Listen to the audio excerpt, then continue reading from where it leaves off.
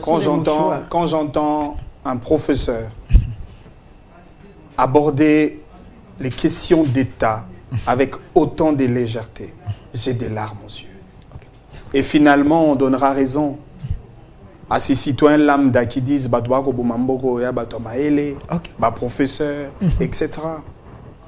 Parce qu'on ne sait pas faire la différence, on ne sait pas créer une démarcation entre ceux qui sont allés à l'école et ceux qui n'ont pas accès à l'école en termes de réflexion de qualité, monsieur le professeur.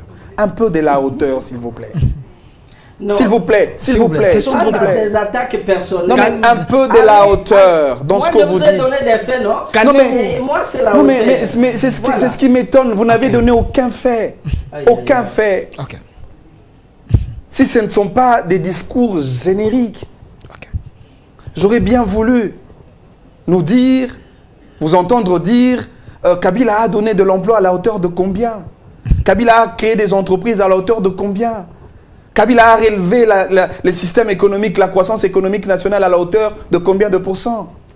Et il utilise les mots internationaux. Je vous dis, même la gratuité là, la gratuité ce n'est pas seulement répéter chaque jour, gratuité, gratuité. Vous allez là-bas à l'intérieur, les frais de fonctionnement ne suivent pas. Les enseignants ne savent pas à quel sens se vouer. Mais l'argent est dépensé, la maternité là, la maternité, allez à l'hôpital de Kitambo. J'ai une nièce qui travaillait là. Quand, bon, je vais évoquer cet exemple, c'est ma vie privée, mais c'est pour prouver aux confrères qu'il ment. Ma nièce qui est là, lorsque j'ai eu mon deuxième enfant, elle m'a déconseillé d'aller à l'hôpital de Kitambo où il y a la gratuité de la maternité. Il dit allez à 16 mètres parce que ici ce n'est rien. Nous sommes en grève. Son territoire. Il donne comme exemple les enfants étudient à même le sol. Donc je comprends que le professeur ne comprend même pas l'essence de la gratuité de l'enseignement de base. La gratuité est dans le volet de l'accès. La professeur.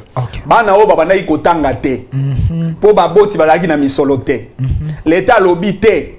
Na longoli po ezaki na mokongwa baboti. Ngai l'État. Nde na kofuta ba enseignant pour que bana baboti o wana ya babola bakende kelasi. Première dimension, accès. Bakoti dans la kelasi. Kuna bakende na kelasi bakuti siko ban ezate siko yo ozali. Bakomi dans la kelasi mais bakuti ban ezate. Alors là maintenant la deuxième dimension c'est la dimension de la qualité de l'enseignement. C'est-à-dire il faudrait que l'État après qu'il ait accordé l'accès aux élèves dans le circuit de scolarité de base, qu'il accorde de conditions favorables. Bano bakotanga na se ya mabele, ba pesa bango ba ban.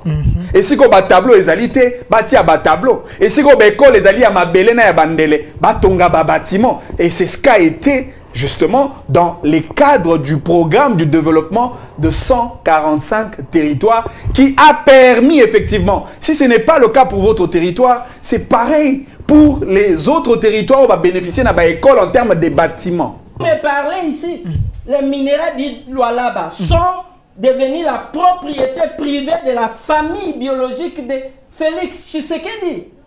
Tout le monde le sait. Félix dit qu'il ne peut pas parler à Nanga. Qu'est-ce qui s'est passé entre Nanga et Félix? Qu'est-ce qui s'est passé? La famille du président Félix Tshisekedi a arraché des mines d'or à Nanga. Nanga, lui... Encore une fois, le président nous a permis d'élaguer toutes les saletés du débat politique congolais autour du changement ou de la révision constitutionnelle. Le président l'a dit que son intention n'est pas celle de changer la constitution. Alors que la révision constitutionnelle, elle émane de la volonté du législateur suprême. Il y a même tout un titre bien déterminé de la révision constitutionnelle. Et parmi les organes qui sont habilités à pouvoir prendre des initiatives pour réviser la Constitution, parmi lesquelles il y a l'institution président de la République. Le chef, disons, s'est contredit. Hein?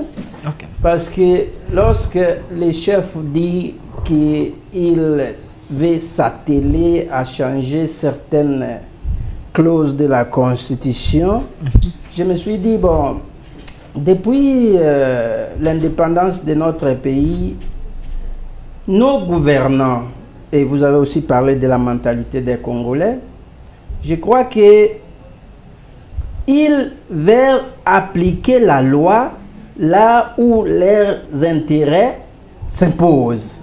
Soyez le bienvenu, fidèles téléspectateurs. Nous vous disons merci, chers Congolais. Vous êtes en train de nous suivre un peu partout dans le monde, surtout en direct sur notre chaîne YouTube Au Centre TV et aussi sur Delcas Télévision. Vous nous suivez aussi sur 10e rue Télévision et plusieurs chaînes qui collaborent avec nous. Vous allez suivre cette émission dans plus de 10 chaînes comme d'habitude. Hier, c'était Abraham Louakabonga, ancien directeur de la presse présidentielle. Aujourd'hui, je vous ai annoncé la présence de M. Manix Iyenda, qui est de l'Union sacrée, mais une tête très bien faite. Il nous vient de l'Europe, il vient de revenir. M. Manix Iyenda, soyez le bienvenu.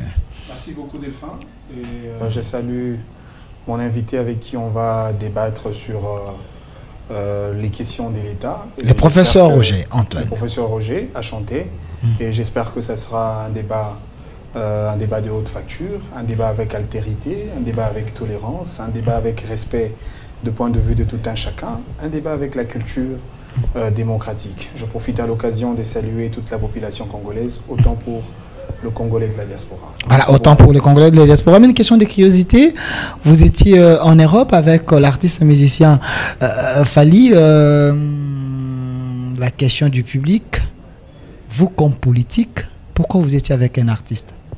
Malheureusement, moi, je ne fais pas la politique à la manière de Congolais, parce que le Congolais reste sombré dans des stéréotypes, dans des clichés très négatifs. Pour le Congolais, un politique ne peut pas aborder la question de la musique, et du coup, je me demande à quoi sert alors le ministère de Culture et Arts dans le gouvernement. C'est cela le problème avec la mentalité congolaise. Les partis politiques, autant pour les opérateurs politiques, doivent présenter les offres politiques de qualité dans le secteur de la culture. Encore que la musique, aujourd'hui, est une plus-value dans le système économique de notre pays. J'étais en France, j'ai vu comment fonctionne l'industrie musicale française. J'étais en France, j'ai vu comment le système fiscal français se métamorphose parce qu'il y a le volet de la musique qui apporte un ajout important, notamment le cas de la nouvelle taxe sur le streaming qui a été instaurée depuis janvier 2024 jusqu'à aujourd'hui.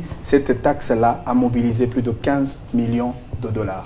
La musique peut être considérée comme un moteur du développement socio-économique, alors il faut prendre au sérieux parce que la musique apporte beaucoup d'argent. Merci Monsieur Manix Iyenda qui reste toujours politique, mais c'est quelqu'un qui peut naviguer dans plusieurs secteurs. De l'autre côté, nous avons le professeur Antoine Roger qui est un muséiste, kabyliste, si je peux le dire ainsi. Il est professeur de relations internationales. Il fit les conseillers du ministre Shoki Tundu, à l'époque ministre des Affaires étrangères.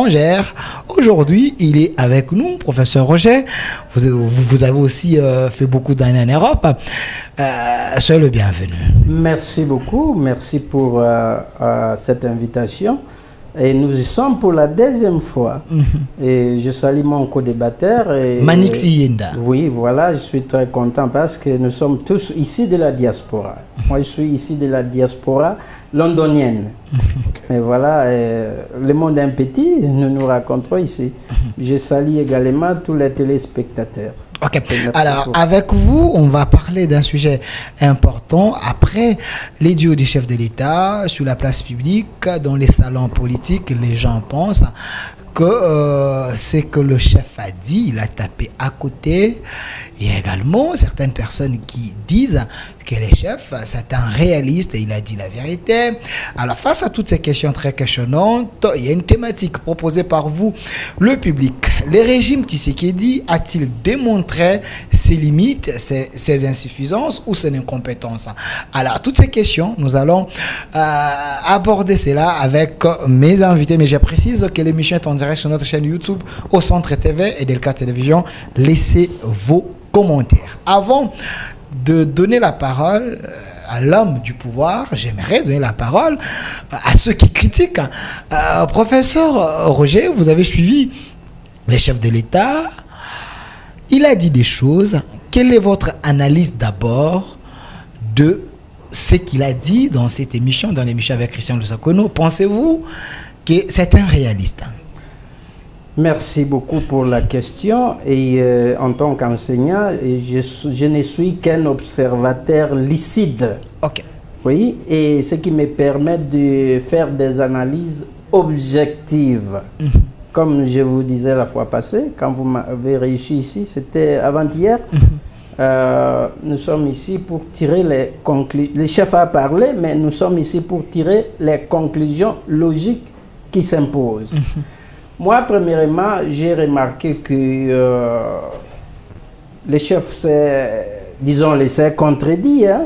Ok. Parce que lorsque le chef dit qu'il veut s'atteler à changer certaines clauses de la Constitution, je me suis dit, bon, depuis l'indépendance de notre pays, nos gouvernants, et vous avez aussi parlé de la mentalité des Congolais, je crois qu'ils veulent appliquer la loi là où leurs intérêts s'imposent. Par exemple, il y a la loi sur la double nationalité. Oui, c'est une clause qu'on ne va pas toucher et le chef de l'État n'a fait aucune référence à ça. Pourquoi? Parce que la plupart de nos gouvernants sont détenteurs de double nationalité. Disons-les. Disons-les. Et on ne veut pas toucher à ça parce que ça va vraiment, si vous réfléchissez bien, la loi sur la double nationalité, même vous qui venez de la diaspora, moi je suis revenu ici en 2015, nos compatriotes qui ont voté à l'étranger, qui peut s'assurer, qui peut nous assurer qu'ils n'ont pas changé leur nationalité et ils ont voté? Qui peut nous assurer que ceux qui nous dirigent ne sont pas détenteurs de double nationalité? Voilà, on touche à des clauses qui, si ça ne correspond pas avec nos intérêts, on y va. Mais si ça correspond avec nos intérêts, on dit bon, on laisse comme ça, on n'en touche pas. Ça, c'est la première contradiction. Deuxièmement, j'ai vu dans cette interview-là, par exemple, le mot « jamais » qui est sorti de la bouche du chef de l'État. Le mot « jamais ». Mais le chef de l'État nous a habitués à ces mots-là, mais il a déjà dit, par exemple, le débat sur l'escarmouche. Une seule escarmouche et je vais agir contre les Rwandais.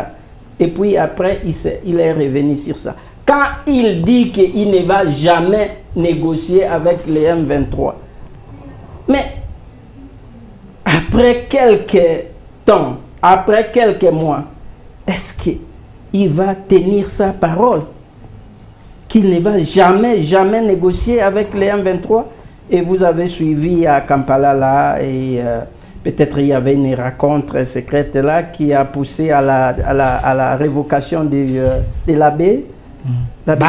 Voilà. Voilà. Et nous avions appris qu'apparemment il y avait des démarches dans le sens de pourparler avec Nanga. Et même avec les M23. Vous avez appris, vous, les kabylistes et les mosaïstes, ou soit tous les Congolais? Mais vous êtes journaliste, non? Okay. Vous avez certainement, on sollicitait pour parler secret avec Nanga. Mais peut-être l'information a fuité et on est arrivé là où on est. Merci.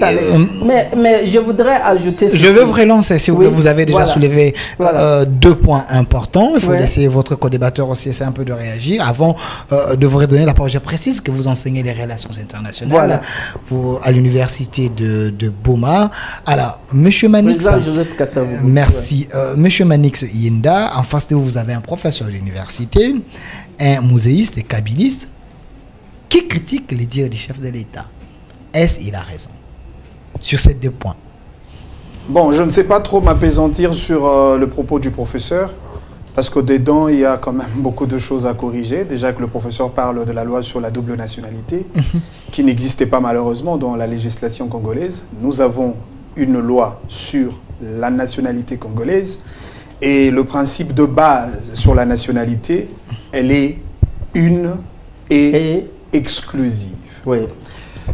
Deuxièmement, je pense que le président a été très clair dans ses propos. Déjà, il y a eu opportunité de tenir ces discours parce qu'il y a eu beaucoup de malentendus, beaucoup de supputations, beaucoup de spéculations autour de la santé du président de la République. Vous savez, un président, au-delà du fait qu'il soit les symboles de l'unité nationale, il incarne autant les symboles de la confiance nationale. Okay. Il a fallu pour le président de la République de rassurer l'opinion nationale sur son état de santé. Mais bien au-delà de cela, le président a abordé un certain nombre de questions d'État. Il a abordé la question d'ordre sécuritaire, il a abordé la question relative à l'économie nationale, il a abordé la question relative à la diplomatie, etc. Changement Alors, de la Constitution. C'est son temps de parole, s'il vous plaît. Je prends, même si vous revenez sur ces débats du changement de la Constitution, encore une fois, le président nous a permis d'élaguer toutes les saletés du débat politique congolais autour du changement ou de la révision constitutionnelle. Le président l'a dit, que son intention n'est pas celle de changer la Constitution. Alors que la révision constitutionnelle, elle émane de la volonté du législateur suprême.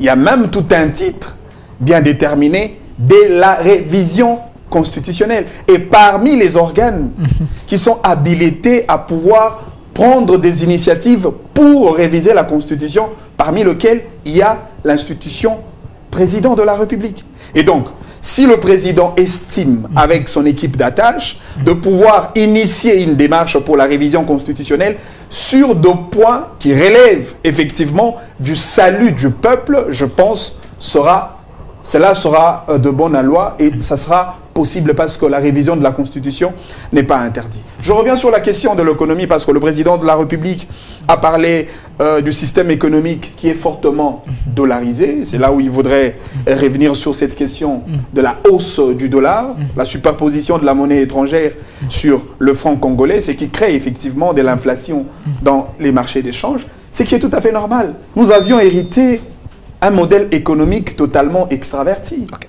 Nous avions hérité un modèle économique qui ne repose pas sur le principe de la productivité économique nationale. Nous avions hérité un pays qui était pratiquement en dessous du standard moyen d'un pays qui peut se prévaloir de par ses statuts d'un État compétitif. Nous avions hérité un pays dont les entreprises étaient pratiquement en berne. Vous êtes sûr, malgré tout ce que Kabila avait fait? Kabila le père et Kabila le fils. Hein. Kabila le père n'a rien fait. Vous avez un kabiliste, vous avez dit. Je voudrais qu'on reste sur le fait. Okay. Le statut d'un kabiliste, moi, ça ne me dit absolument rien. Qu'est-ce que Kabila a trouvé comme entreprise et il en a créé combien? Parce qu'aujourd'hui, lorsqu'on parle de l'économie d'un pays, on tient compte des facteurs de développement économique. Le président a parlé du pouvoir d'achat. Et qui dit pouvoir d'achat? C'est effectivement l'augmentation du revenu de la population congolaise, le PIB. Qui dit pouvoir d'achat, on sous-entend à la capacité de productivité économique nationale afin de maintenir ce qu'on appelle la balance commerciale. Parce que lorsqu'on parle de la balance commerciale, on tient compte de deux valeurs. On tient compte de la valeur de l'importation de biens et services et de l'exportation de biens et services. Et les économistes nous disent, lorsque la valeur de l'importation est plus supérieure à l'exportation, et donc votre économie est déficitaire.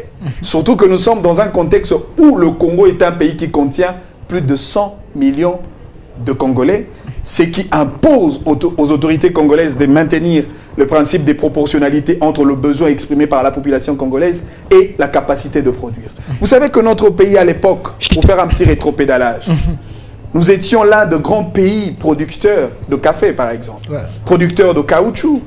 Le Congo, à un moment donné, exportait l'ananas. Nous exportions le manioc, par exemple.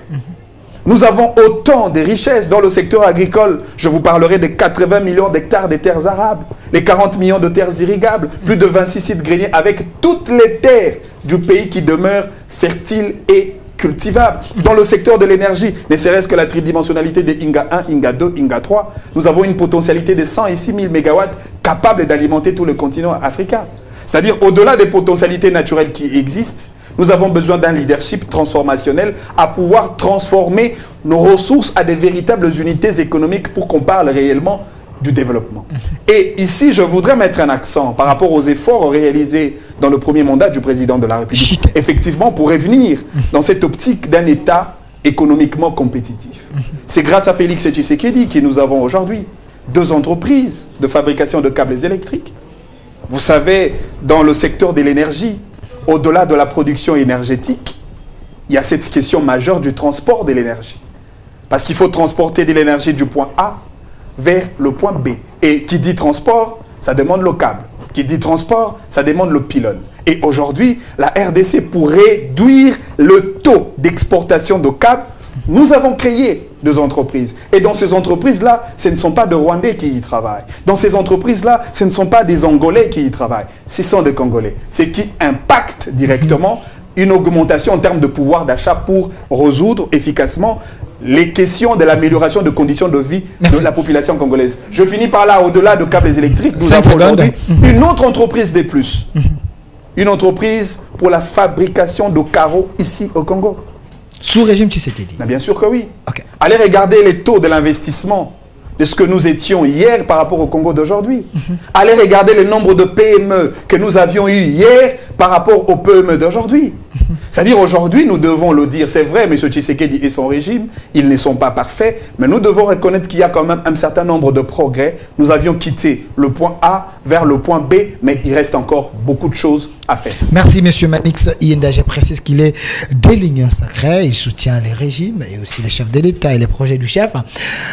Je suis très content parce qu'en face de M. Manix, il y a un professeur d'université, ce qui veut dire les sommets de savoir. Oui.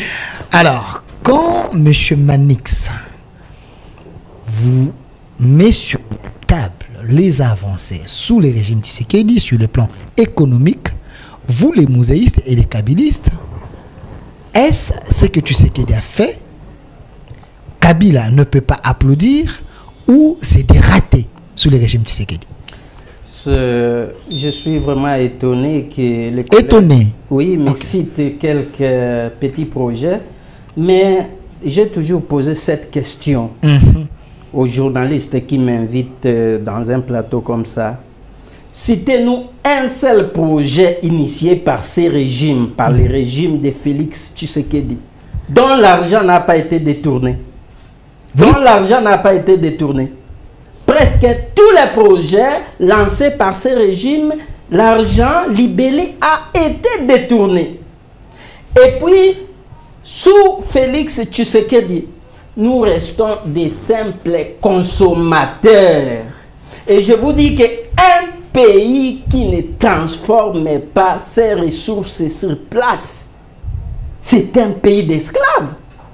Parce que attendez, sous le régime Kabila, Kabila avait transformé et Tshisekedi a trouvé rien, lui ne transforme pas. Les collègues parlent du secteur de l'électricité, tout simplement. Les courants, les barrages d'Inga, les projets de construire un grand barrage là à Inga, l'extension d'Inga. Qu'est-ce qui s'est passé? Kabila a signé un contrat avec les Espagnols et les Chinois.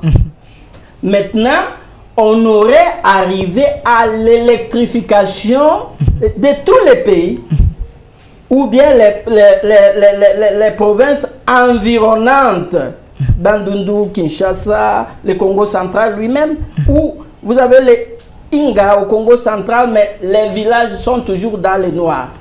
Qu'est-ce que Tshisekedi a fait? Peut-être sous l'impulsion des Américains, il a annulé ces contrats-là. Il est allé chercher, on dit qu'il est milliardaire, un milliardaire australien. Il a confié ses projets. Et même à cette époque-là, les porte-parole de la présidence disaient que dans quelques semaines, vous allez attendre les marteaux retentir à Inga et à ce jour. Rien, rien, rien, rien. Allez même à Mwanda, on a posé la première pierre, oui, pour les ports on appelait ça comment? Les ports en eau profonde. Oui, les ports en eau profonde. On a posé la première pierre. À ces jours, rien, rien, rien. Et lorsque le chef de l'État lui-même était là, pendant la campagne électorale, il a dit, Binobana Mwanda, fils et filles de Mwanda, dans 20 jours, vous aurez l'électricité. Aujourd'hui, rien, rien, rien. Donc nous sommes habitués à des promesses inutiles. Et je me demande comment les frères peuvent venir ici et continuer avec le populisme.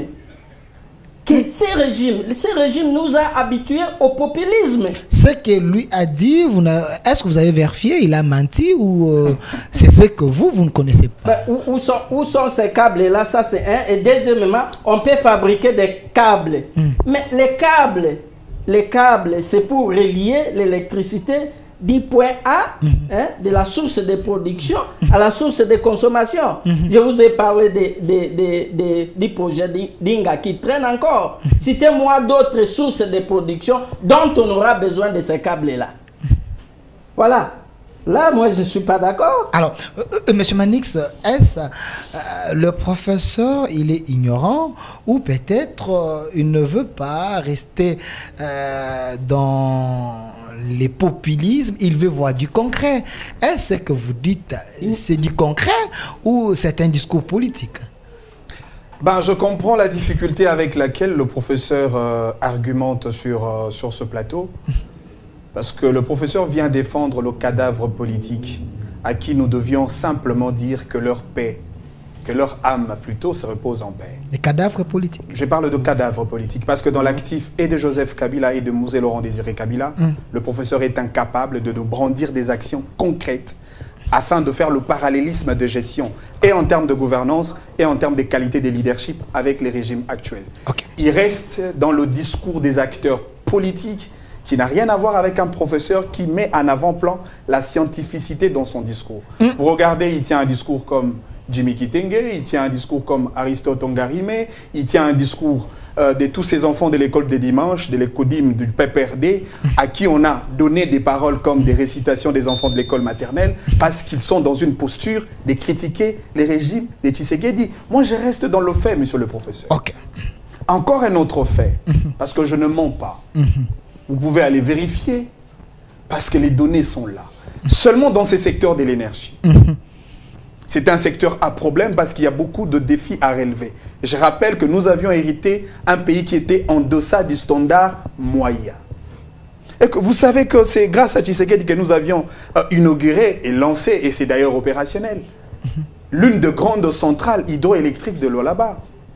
Dans le secteur de l'eau, l'usine de traitement d'eau potable Lemba Imbu, c'est grâce à Félix Tshisekedi. Toujours dans le secteur de l'énergie. C'est du concret. C'est du concret, vous pouvez aller vérifier. Le programme de développement de 145 territoires. PDL. C'est vrai, c'est un programme qui n'a pas encore accompli son objectif final. Il y a certaines... Mais s'il vous plaît, monsieur le professeur, je vous ai demandé un débat de maturité, un débat de tolérance, un débat de respect mutuel. Ne m'interrompez pas. Parce que dans ce programme du développement de 145 territoires, il y a autant de territoires qui n'avaient pas accès aux soins de santé et aller consulter les ministères de la Santé et certains rapports des organismes internationaux qui nous disent qu'il y a plus ou moins 1000 centres de santé qui ont été construits. 1000. Au-delà même des hôpitaux des références de province, en l'occurrence pour le cas de la ville-province de Kinshasa, l'hôpital Mama Emo. Il y a combien de bâtiments administratifs qui ont été construits? Combien d'écoles? Et d'ailleurs, pour la première fois, le PNUD venait de publier un rapport en disant, depuis le 30 juin 1960, c'est pour la première fois que la République démocratique du Congo met en exergue un véritable programme du développement communautaire, le programme du développement de 145 territoires. Ok. si vous avez un déficit en termes des informations, monsieur le professeur, je comprends. Non, vous restez encore dans la posture de la diaspora londonienne. Restez congolais, parce que nous connaissons les réalités de notre pays. Ici, on n'est pas à Londres. On n'est pas à Londres pour, je sais pas, déporter vos réalités de la diaspora jusqu'ici. Ici, nous connaissons les réalités de notre pays. Soyez politique congolais, monsieur le professeur. Je ne vous parlerai pas de la mise en œuvre de la gratuité de l'enseignement primaire, qui a été autrefois lettre morte par Joseph Kabila, parce que c'est consacré quand même dans l'article 43 de notre Constitution. Vous savez ce que nous payons en termes de prix pour assurer la couverture nationale sur l'effectivité de la gratuité de l'enseignement primaire? Chaque année, les pays déboursent plus de 1 milliard de dollars. Chaque année, les pays, le gouvernement congolais est tenu de payer plus de 600 000 enseignants sur toute l'étendue du territoire national. Et aujourd'hui, les données par rapport aux effets positifs de la mise en œuvre de la gratuité en termes d'accès au circuit de scolarité de base nous disent qu'il y a plus de 4 500 000 enfants qui ont accès dans ces circuits de scolarité de base. Vous êtes professeur de l'université, vous savez ce que c'est le capital humain. Est-ce qu'on peut parler du capital humain sans l'éducation? Est-ce qu'on peut parler du capital humain sans la santé? Encore une fois, j'informe aux professeurs s'ils ne le savent pas. C'est sous Tshisekedi qu'il y a eu un fonds spécial orienté vers une mutuelle qui existe au bénéfice des professeurs pour aller se faire soigner à l'extérieur pour des cas de maladies extrêmes. Mais Matata Pogno les avait laissés à 2000 $, vous avez réduit leur salaire. Vous savez, oh non, mais je parle d'une prise en charge sanitaire de professeurs à la hauteur de 25 000 $ pour aller se faire soigner dans n'importe quel hôpital, que ce soit les hôpitaux d'ici et que ce soit les hôpitaux de l'extérieur. Est-ce que le professeur ne le sait pas? Ah mais voilà, vous avez un problème d'information, monsieur le professeur. Voilà un citoyen lambda qui vous informe, à vous, professeur, qu'il y a une prise en charge sanitaire qui vous est destinée à la hauteur de 25 000 $ pour aller vous faire soigner. Si vous ne le savez pas, c'est un problème d'ignorance, monsieur le professeur. Alors, professeur ce n'est pas un problème de Tshisekedi, c'est votre problème. Merci, monsieur Manix. Professeur Antoine Roger, je précise que vous enseignez à l'université Joseph Kasavubu de Boma. Oui, à Boma, oui. À Boma, vous êtes un kabiliste, muséiste. Vous pensez que le régime Tshisekedi est en train de vendre de la poudre aux yeux aux Congolais. Oui. Alors, quand monsieur Manix vous oppose des réalités, selon lui, c'est vérifiable. Il semble que vous n'avez pas l'information. Le mieux à faire, c'est de dire amen alors. Non, ce n'est pas vérifiable du tout. Ça, c'est un langage politique. Hein? Moi, je suis... Il me qualifie de diaspora londonien. Vous l'avez dit. Moi, je suis de Yaouma. Ok. J'ai déjà dit que je suis revenu ici en 2015. Et en 2018, j'étais candidat député national. Ok. Aller à Yaouma, dans mon territoire, il n'y a pas de gratuité. Les enfants suivent les leçons assis sur le sol. À Yaouma. Il n'y a pas de prison. La police s'arrange avec la famille. Si vous commettez un délit, la famille vous garde et la police passe chaque soir pour s'assurer que vous n'avez pas pris fuite. Ça se fait au Congo? Au Congo, à Yaouma, mon territoire. Okay. Il n'y a pas de route. Les routes que les Belges ont laissées aux années 70, à l'époque de Mobutu, on entretenait quand même les routes parce qu'il y avait ce service de cantonnage. Aujourd'hui, les routes sont devenues comme des pistes d'animaux sauvages. C'est la faute de Tshisekedi. Même ici à Kinshasa, attendez, même ici à Kinshasa, les gens se sont posé des questions. Le chef de l'État devait être à Kisangani, non? Pour commémorer les Génocaustes. Et comme le cardinal Ambongo a dit dimanche dernier chez nous, là, dans notre paroisse Sainte-Perpétue, pourquoi tout simplement ne pas appeler ça génocide? Pourquoi ne pas appeler ça génocide? Mais le chef de l'État a pris son avion parce qu'il avait des soucis de santé. Et les gens se sont dit, l'IDPS nous a dit qu'ils ont réfectionné l'hôpital. Hein? L'ex-Mama Yemo. Hein? Alors, aux standards internationaux, comme il est en train de le dire, de l'évoquer là. Alors, pourquoi notre chef lui-même ne commence pas par l'exemple et se soigner là Parce que l'IDPS nous a dit que cet hôpital-là a été réfectionné aux standards internationaux. Et il utilise les mots internationaux. Je vous dis, même la gratuité là, la gratuité, ce n'est pas seulement répéter chaque jour, gratuité, gratuité. Vous allez là-bas à l'intérieur, les frais de fonctionnement ne suivent pas. Les enseignants ne savent pas à quel sens se vouer. Mais l'argent est et même dépensé, la maternité là, la maternité, allez à l'hôpital de Kitambo. J'ai une nièce qui travaillait là. Quand, bon, je vais évoquer cet exemple, c'est ma vie privée, mais c'est pour prouver aux confrères qu'il ment. Ma nièce qui est là, lorsque j'ai eu mon deuxième enfant, elle m'a déconseillé d'aller à l'hôpital de Kitambo où il y a la gratuité de la maternité. Il dit allez à 16 mètres parce que ici ce n'est rien. Nous sommes en grève. Je dis mais vous êtes en grève, comment il y a la gratuité de la maternité? On ne nous paye pas, il n'y a pas de frais, il n'y a rien. Vous savez, l'IDPS ignore pour la démocratie et le progrès social. Il n'y a ni démocratie ni progrès social. Les dernières élections, c'est une preuve éloquente. Nous, les élections présidentielles ont été couplées des élections législatives. Les élections législatives, ils nous ont dit que les élections législatives ont été entachées d'irrégularité. Alors, si les élections législatives ont été entachées d'irrégularité, ça veut dire que les élections présidentielles aussi ont été entachées parce que nous avons voté les mêmes jours, et pour les présidents et pour les députés. Et je ne sais pas si tel est le cas. Les machines à voter à la maison, la communauté internationale le sait bien.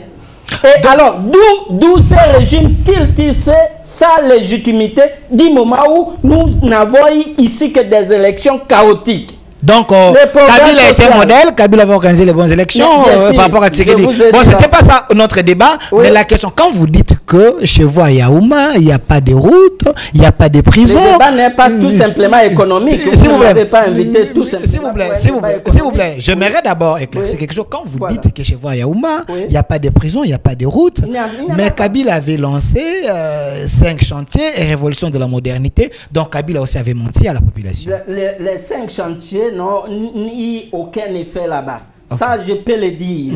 Ça, je peux le dire. Mais Kabila, quand même, sur le plan de la reconstruction du pays, moi, je lui donne le bénéfice du doute. Parce qu'il lui restait très peu de temps. Il a commencé d'abord par réunir les pays alors divisés.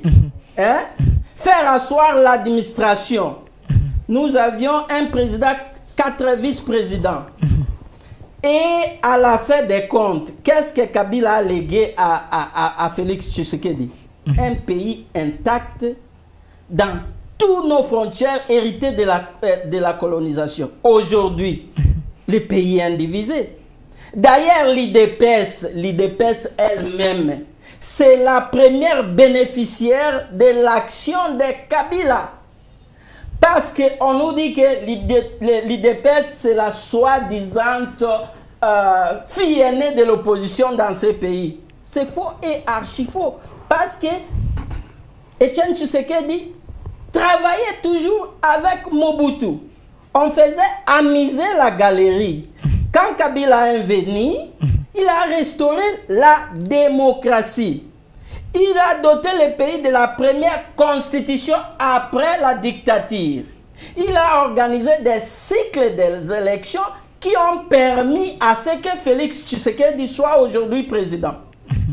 Donc l'IDPS est la première bénéficiaire des efforts de Kabila. Et sur le plan économique, mais je ne sais pas dans quel Congo mon confrère vit. Ici. Je me demande, parce qu'on nous a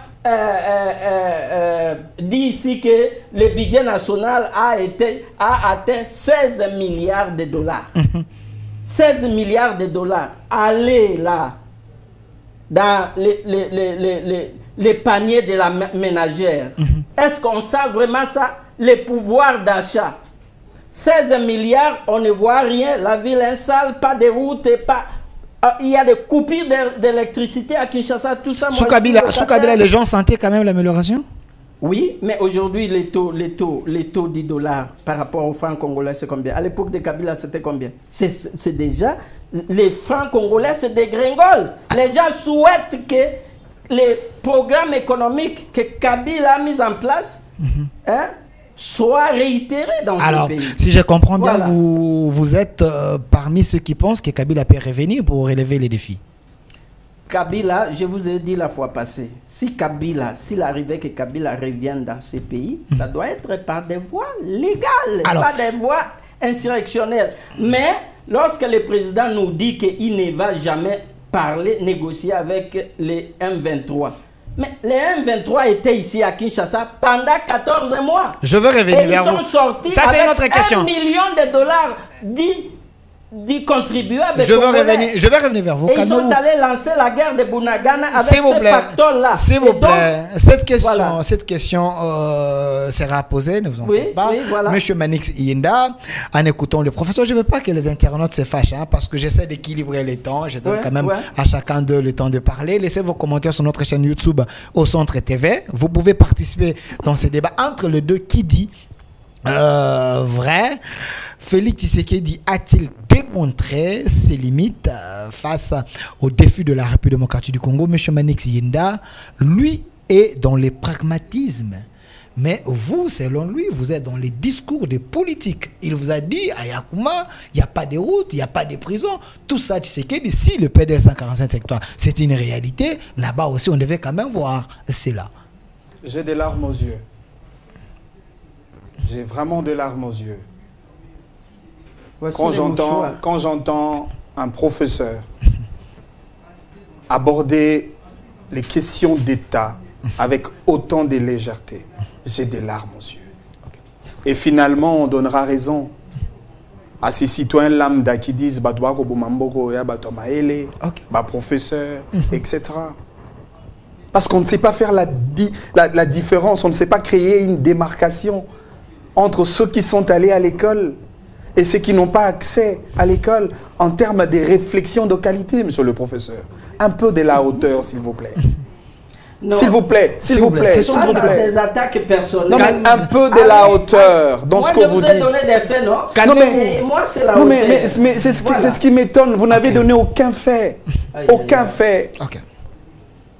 Si ce ne sont pas des discours génériques, j'aurais bien voulu nous dire, vous entendre dire, Kabila a donné de l'emploi à la hauteur de combien? Kabila a créé des entreprises à la hauteur de combien? Kabila a relevé le système économique, la croissance économique nationale à la hauteur de combien de pourcents? C'est cela le débat intéressant. Kabila a donné de l'énergie à la hauteur de combien? Il a donné de l'eau à la hauteur de combien? Il a créé combien d'universités? Il en a réhabilité combien? C'est ça le vrai débat. Mais quand vous me dites, non, l'UDPS, la fille est née, des histoires un peu comme ça, je ne vous saisis pas, monsieur le professeur. Non, parce que... non mais s'il vous plaît, vous aurez le temps de répondre. Il a parlé de ça. C'est lui qui m'a posé la question. Est-ce qu'il peut terminer? Encaisser le coup, professeur. De savoir si l'IDPS est incompétent ou incompétent. S'il vous plaît, est-ce qu'il peut terminer? Calmez-vous. Vous ne pouvez même pas parler de la compétence de l'UDPS. Parce que l'UDPS est un fait privé. L'UDPS est un parti politique. La question vient. L'UDPS n'a aucun... Mais malheureusement, vous êtes professeur, vous pouvez recadrer la question par vos éléments de réponse. Mais non, en quoi vous êtes professeur? Pourtant, vous avez les valeurs pédagogiques de comprendre la question et de recadrer la question par les éléments de vos réponses, monsieur. C'est lui, les journalistes. Est-ce qu'il peut terminer, professeur? Pourquoi vous le perturbez? Il faut le laisser continuer. Monsieur Manix, continuez. Le professeur nous dit qu'il n'y a pas de gratuité dans son village. Et il donne comme exemple... Mon territoire. Son territoire. Il donne comme exemple, les enfants étudient à même le sol. Donc je comprends que le professeur ne comprend même pas l'essence de la gratuité de l'enseignement de base. La gratuité est dans le volet de l'accès. On a linga la professeur.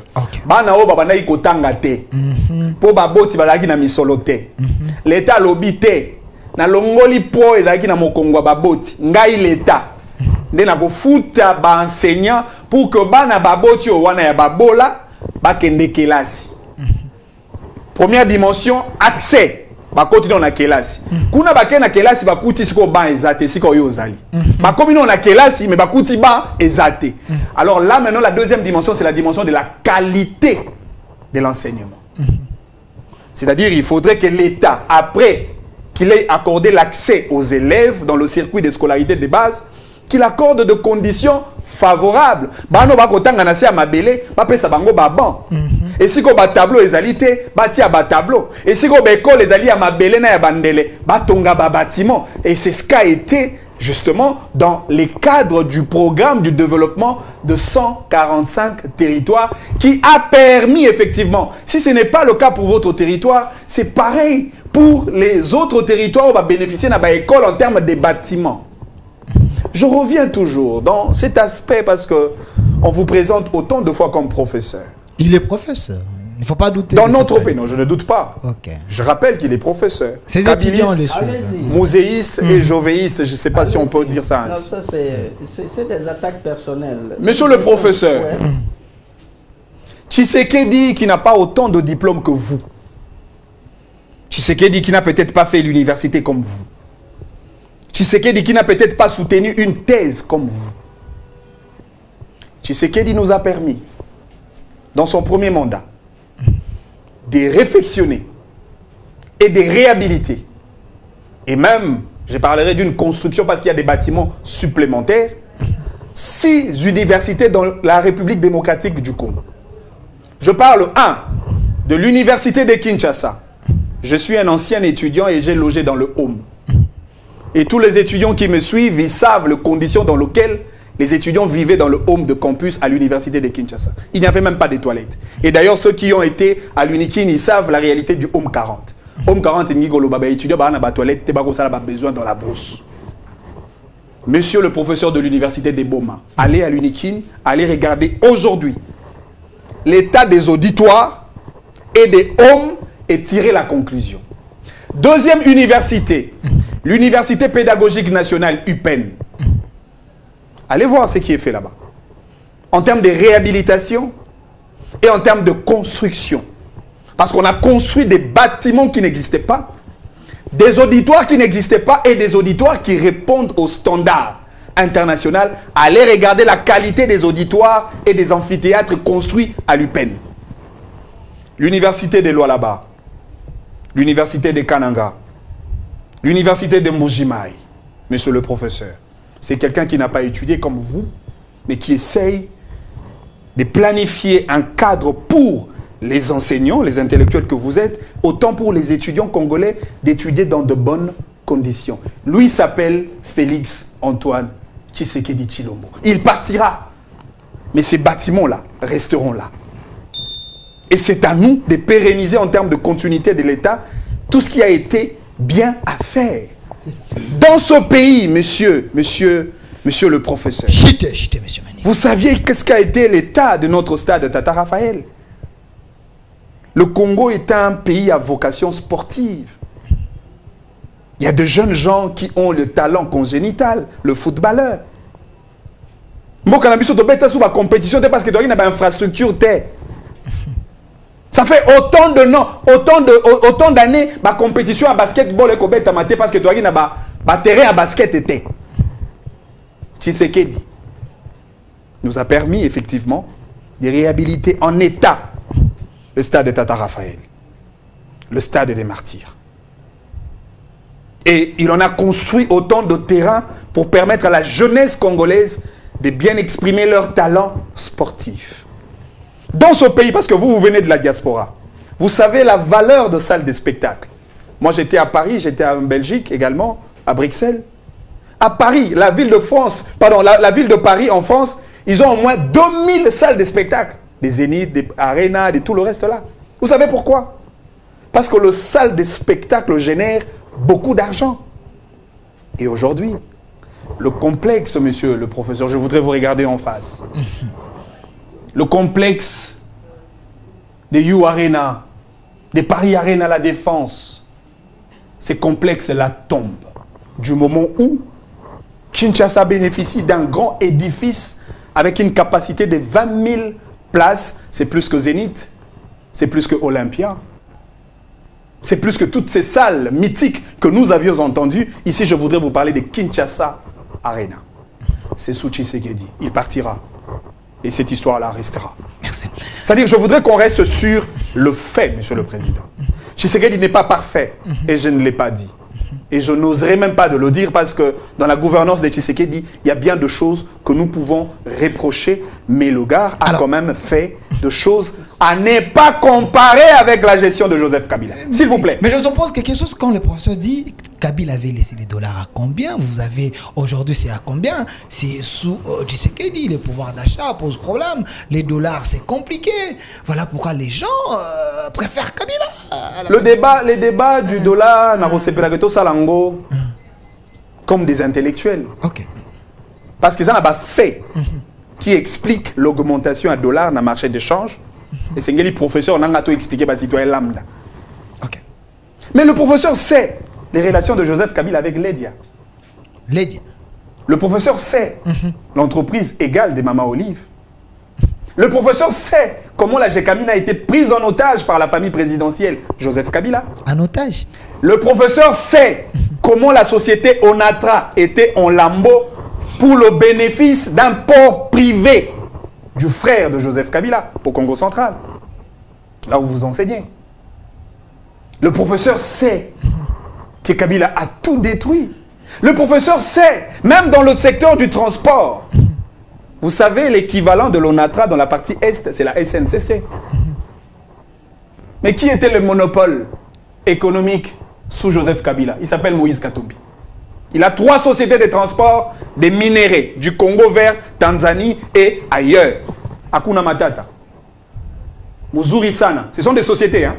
Et à Barigani, il a ses tracts au détriment du trésor public national. Encore une fois, Tshisekedi que vous qualifiez d'incompétent, il arrive et il réactive la SNCC en dotant à cette société de l'État 8 locomotives pour permettre effectivement à nos minéraux de transiter dans de bonnes conditions. Non mais je voudrais bien continuer avec le fait. S'il vous plaît, je vais revenir. Parce que le débat n'est plus intéressant. S'il vous plaît, attendez. Je suis vraiment désolé. Je vous donne la parole. Ok. Parce que l'éloquence ne signifie pas la vérité. Mais le pauvre. Ici, ça ne signifie pas la vérité. Les Congolais qui vous suivent se posent beaucoup de questions. Lequel? Parce que tous les projets que vous avez cités là, c'est Kabila qui les a initiés et Félix est venu compléter ces projets-là. Tout a été initié par Joseph Kabila.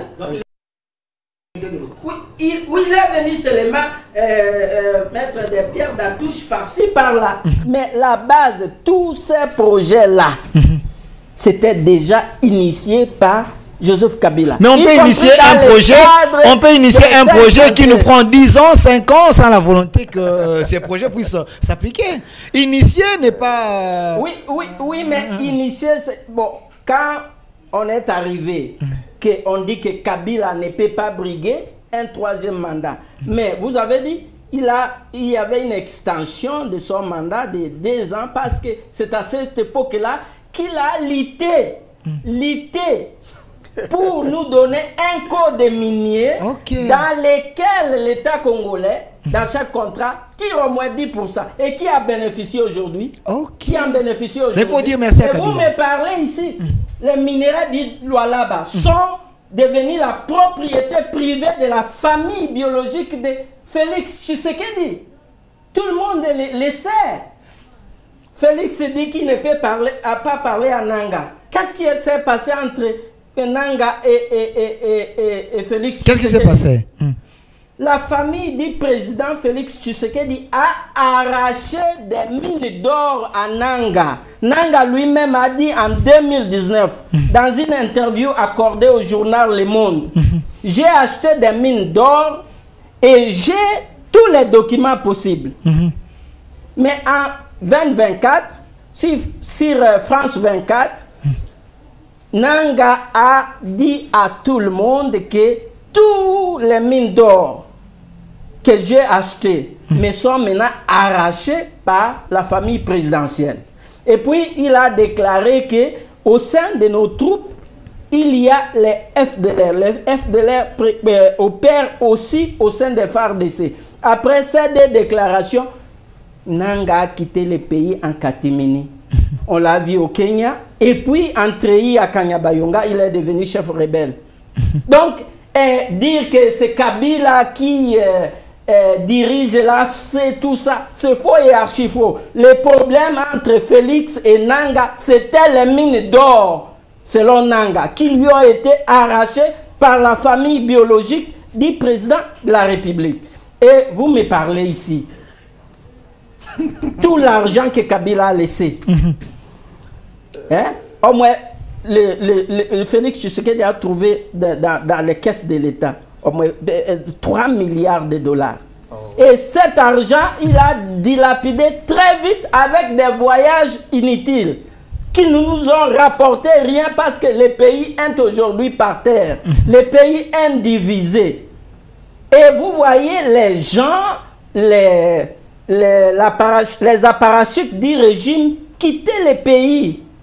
Ils détournent, ils quittent, ils rentrent dans leur pays d'accueil, logent l'argent dans des banques offshore là-bas. Ils sortent librement, ils ne sont pas inquiétés. Preuve, le ministre des Finances là, quand on a Nicolas Kazadé, il a été arrêté à l'aéroport par ce ministre de la Justice. Coup de fil, allez, il est parti. Et il est rentré comme libre, comme il veut. L'impunité, l'impunité. Et tous ces projets qui prétendument construits ou par Félix Tshisekedi.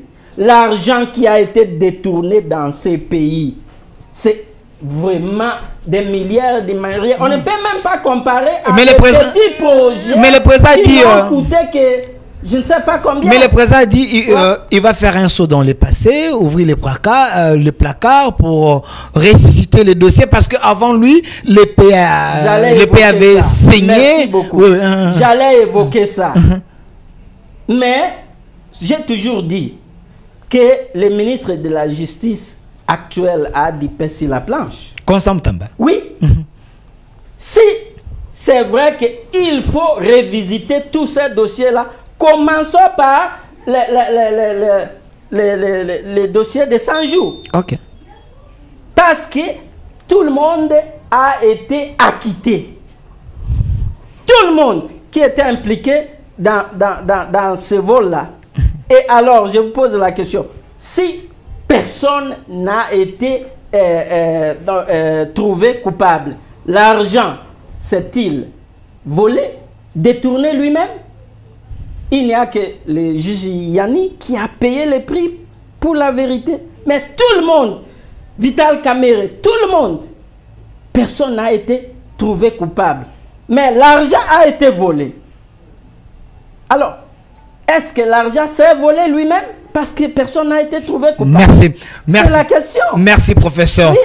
Malheureusement, le temps nous fait défaut, mais c'est important quand même que nous puissions... Mais on n'a pas parlé du discours du chef de l'État. Il y a encore beaucoup de points que je voulais soulever. S'il vous plaît. Oui. Alors, M. Manix Yenda, quand les chefs disent l'AFC, c'est Joseph Kabila. Pourquoi chercher seulement les problèmes à Joseph Kabila du moment que le professeur a dit ici, les M23, ces gens-là, Nanga, il est fistré parce que vous l'avez volé ou soit arraché ses mines. Les M23 étaient ici, vous les avez logés, ils ont pris l'argent au Congo pour aller nous faire la guerre. Pourquoi Kabila? Pourquoi Kabila? Est-ce que les chefs ne pouvaient pas se taire? Je vais rappeler au professeur encore une fois quelques notions de base de l'État. En droit, on dit, s'il vous plaît, parce que vous parlez des mines. Vous parlez des mines. Et les mines relèvent du sous-sol de la République démocratique du Congo. Voilà le principe. Le sol et les sous-sols appartiennent à l'État. Deuxième leçon. Pas à la famille Mobutu. S'il vous plaît. Est-ce qu'il Voilà. faut- À l'État, mais pas à la famille Mobutu, Tshisekedi ou qui que ce soit. Ne les perturbez Voilà, pas. allez-y. Calmez-vous. Encaissez les coups. Oui. Manix, vous avez la parole. Puisque vous parlez des mines de Nanga, il y a la notion de la propriété privée qui entre dans la ligne de compte. Et cette notion de la propriété privée a comme tempérament, comme corollaire, comme exception, l'expropriation pour cause d'utilité publique. Ok. C'est-à-dire, dans le moment où on a lingala, professeur Poto Canadien, Au profit de qui? de vous. Expropriation au profit d'une famille ou au profit de J'ai l'État bien congolais? dit l'expropriation Au pour profit d'une cause... famille ou au profit de l'État congolais? Professeur, est-ce qu'il peut continuer? Voilà. Pourquoi Non, vous mais le parce perturbez? que... Non, Vos allez-y. étudiants sont en train de vous suivre. Ouais. Vous enseignez à l'université Joseph Ouais. Voilà. Kassavou Wabo. Allez-y. Monsieur Manix, Ça voudrait continue. dire ceci. Même vous, monsieur le professeur, vous avez un lopango na yo sombi, en bonne et due forme. Vous avez même le titre immobilier.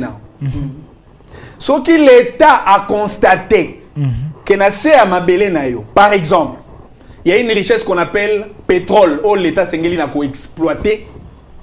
L'État, comme le monopole absolu du sol et du sous-sol, a le droit de vous récupérer cette parcelle-là, moyennant la procédure d'indemnisation. Parce que vous l'avez acquis dans des conditions qu'il faut. Ça, c'est la première dimension. La deuxième dimension, admettons que votre logique est vraie. Tshisekedi, nananga baweli likamboya, bakare minier. Maintenant, dis-moi, au nom de quoi? Parce que babotolio bakare minier, il faut que Nenazamba, Olata ba Sokoto, aussi Mamandoki, peut oboma ba confrère na Congolais. Au nom de quel principe?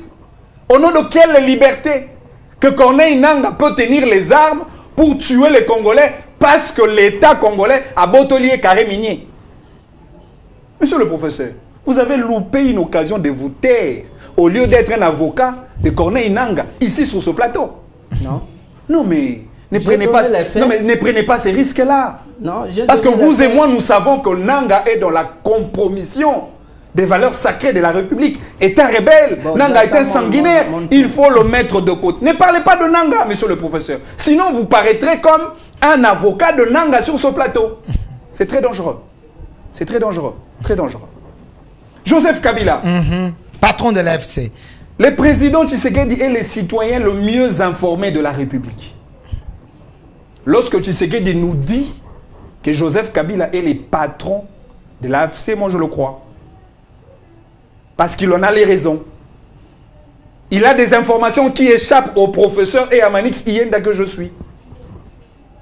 Deux, lorsqu'on parle de la nation, monsieur le professeur, l'élément de base d'une nation, c'est le vouloir vivre collectif. Ça veut dire, dans une nation, il faut te partager la même langue, même pleurs, même sourire, mêmes habitudes, mêmes us et coutumes, même morale, comme disent les Quinois. Maintenant, dites-moi, quel est cet élément commun en termes d'identité sociologique que nous, le Congolais, nous partageons avec Joseph Kabila? On tue le Congolais à l'est du pays. Il y a eu des carnages. Nanga prend les armes contre le Congolais. Le général John Numbi profère des discours incendiaires. Vous avez déjà entendu le propos de Joseph Kabila? Il aime les silences. Vous avez entendu Joseph Kabila condamner la barbarie de M. Paul Kagame? Vous l'avez déjà entendu? Non mais comment Moutaobe Tamboka Bombakara? Voilà pourquoi vous les provoquez. Non mais écoutez... Vous les citez pour qu'ils parlent. Il n'y a rien de provocation parce que Joseph Kabila est dans une page noire de l'histoire politique de la République démocratique du Congo. Noir. Et moi je serais content que le placard ébima réellement. Parce que dans le placard de Joseph Kabila, il y a encore le dossier Floribert Chebeya. Ok. Il y a les dossiers Fidel Bazana. Il y a les dossiers Arma Tungulu. Il y a les dossiers Rossi Mukendi. Il y a les dossiers Thérèse Kapangala. Il y a les dossiers Carnage du bout du Diakongo. Il y a bien des dossiers. Les militants de l'UDPS ont été calcinés sous le régime de Joseph Kabila. Monsieur, vous voulez nous parler de quoi? Merci, monsieur Manix Je voudrais Iyenda. tout simplement Je vais vous demander donner au le mot de la professeur fin. de retirer sa défense pour Corneille Nanga dans ses plateaux. Ok. Il n'est pas avocat de Corneille Nangaa parce qu'il reste congolais. Merci. Merci, monsieur Manix. Je vais vous donner le mot de la fin. Professeur, on est vraiment à la fin. Monsieur Massounda me met la pression. On retient quoi de cette émission par rapport à notre sujet d'aujourd'hui? Le président Félix et son régime, ils ont démontré leur insuffisance ou leurs limites? Mais je dois d'abord vraiment répondre à ce qu'il a dit. C'est également votre mot de la fin. Je à dire que si j'avais l'opportunité de rencontrer Nanga, je lui dirais ceci. Ok. Vous allez vous allier avec Museveni et Kagame qui ont versé le sang des Congolais pendant plus de 3 décennies. Je ne suis pas l'avocat de Nanga, mais vous m'avez posé la question. Parce que le président Félix Tshisekedi accuse Joseph Kabila d'être le chef de l'AFC de Nanga. Et je dis non, non, non, ça c'est détourner le débat. Le vrai débat, l'origine de ces conflits-là, ce sont les mines d'or. Ok. C'est ce que l'IDPS ne veut pas dire. Deuxièmement, mais Félix Tshisekedi, mon président, il est mon président. Mais comment un président peut aller écrire dans le livre de mémorial du génocide au Rwanda à Kigali que les 15 millions de Congolais que nous pleurons sont les victimes des effets collatéraux? C'est ce qu'il a écrit? Oui, okay. Et moi je suis de l'Est. Mon cœur, je me sens vraiment, le cœur déchiré, c'est comme quelqu'un qui m'a poignardé. En écoutant mon président écrire ça, et ça restera là pour l'histoire. Mon président qui dit aux Congolais, hein, les groupes armés, il les a rencontrés, il les a parlé. Oui. Et ces groupes armés sont devenus aujourd'hui les Wazalendo. Il leur a dit, cessez de vous battre pour des morceaux de terre. L'EAC, et on nous parlait de la démocratie agissante. L'EAC est devenu comme notre pays. Aujourd'hui, devant vous, quand je cite les mots EAC, ça vous inspire quoi? Le régime n'en veut plus parler, mais Félix Tshisekedi nous a furtivement introduit au EAC, ne sachant pas, ne voyant même pas les pièges qui étaient dedans. Aujourd'hui, nous sommes où? Merci. Le régime actuel porte une très grande responsabilité dans ce qui nous arrive à l'Est. Merci, merci, merci professeur, c'était votre mot de la fin. Monsieur Manix, 30 secondes, on retient quoi comme mot de la fin? Je voudrais bien que le professeur me dise, il est de l'Est de quelle localité, de quel village? Je suis de Kisangani. De Kisangani, vous venez de commémorer les génopostes là. Or, le miroir de l'histoire reflète l'image de Etienne Tshisekedi. C'est son mot de la fin. Après 3 jours de massacre, Tshisekedi, on les voit passer en revue les troupes Tutsi à Kisangani. Etienne Tshisekedi. Ne vous fâchez pas. Moi, en tant que Boyomé, je me sens comment? Merci. Le mot de la fin, monsieur Manix, s'il vous plaît. Monsieur Manix, on retient quoi? Je pose cette question parce que même sur le plan politique, nous sommes infiltrés. Nous sommes infiltrés. Okay. Il y a des gens qui viennent avec la casquette des habitants de l'Est, même s'ils sont par moments accusés par leur morphologie rwandaise, et on tolère comme tel. Okay. Voilà pourquoi j'ai posé cette question. Mais après, monsieur le professeur, nous devons aimer ces pays. Nous n'avons pas un autre héritage à léguer à la génération future.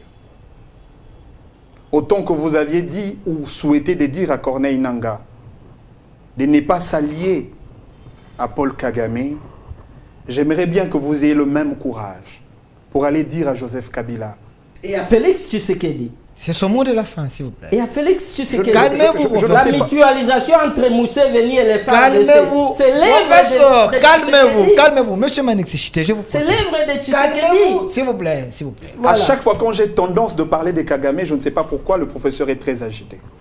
Non, encore une fois, je demande si vous êtes réellement de l'Est du pays. Okay. Allez dire à Kabila, allez dire à Kabila, de dire non et de manière solennelle à Paul Kagame, au Rwanda. Parce que la guerre ou l'agression du Rwanda contre le Congo, c'est une agression qui touche le Congolais. Et du moment où Kabila se sentira comme un Congolais, il va se ranger derrière le Congolais, derrière le président de la République. Nous tous, dans un commun accord, nous disons non à M. Paul Kagame. Si Kabila ne le fait pas, désormais, à partir d'aujourd'hui, doutez de l'identité de ces messieurs.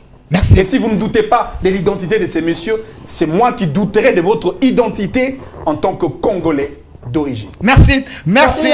Kabila merci. a envoyé notre or pour ça n'est fini pour aujourd'hui.